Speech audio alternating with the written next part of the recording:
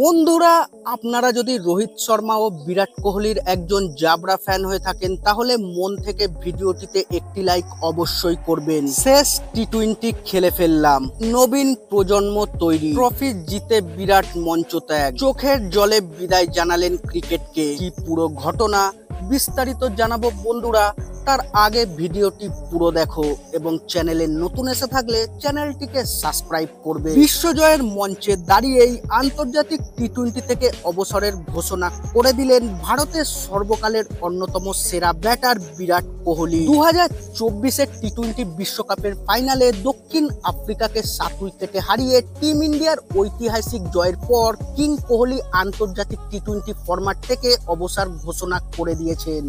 তবে তিনি টেস্ট ও ওডিআই ফরম্যাটে খেলা চালিয়ে চালাবেন ফ্র্যাঞ্চাইজি ক্রিকেটও। 2024 টি-20 বিশ্বকাপ শিরোপা জেতার পর বিরাট কোহলি বলে দেন, এটাই আমার শেষ টি-20 বিশ্বকাপ, এটা আমরা অর্জন করতে চেয়েছিলাম। মাঝে মাঝে মনে হবে যে আপনি হয়তো রান পাচ্ছেন না, তারপরেই একটা বড় রান আসে। আসলে আমার কাছে ব্যাপারটা ছিল হয় এখন, না হলে কখনো নয়।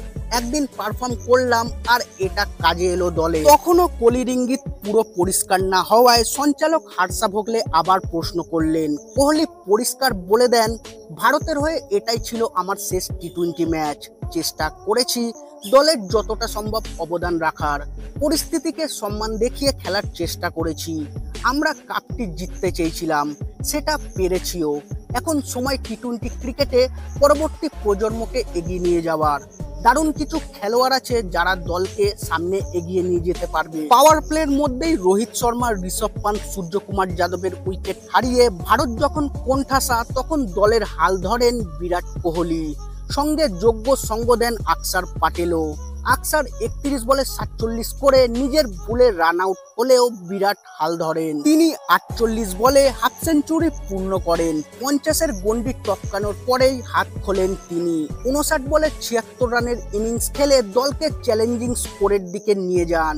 রুদ্ধশ্বাস ফাইনাল জয়ের পর ম্যাচের সেরার পুরস্কার তুলে দেওয়া হয় বিরাটকেই। আর বিশ্বজয়ের মঞ্চেই আন্তর্জাতিক টি-20 ক্রিকেট থেকে অবসরের ঘোষণা করে দেন বিরাট। টি-20তে মোট 125টি ম্যাচ খেলেছেন বিরাট কোহলি। 48.69 গড়ে 4188 রান করেছেন তিনি। একটি সেঞ্চুরিও রয়েছে বিরাটের নামে। গত বছর এশিয়া কাপে আফগানিস্তানের বিরুদ্ধে এই শতরানটি করেছিলেন তিনি। এছাড়া কোহলি 39টি অর্ধশতরান করে ফেলেছেন। 2010 সালে জিম্বাবুয়ের বিরুদ্ধে টি-20তে অভিষেক হয়েছিল কিং কোহলির। ঘটনাচক্রে কোহলির অবসরের পর ফের জিম্বাবুয়ের সফরে যাবে টিম ইন্ডিয়া। তবে এই দলের সিনিয়ররা কেউ থাকছেন না, তরুণ প্রজন্মকেই এই সফরের সুযোগ দেওয়া হয়েছে।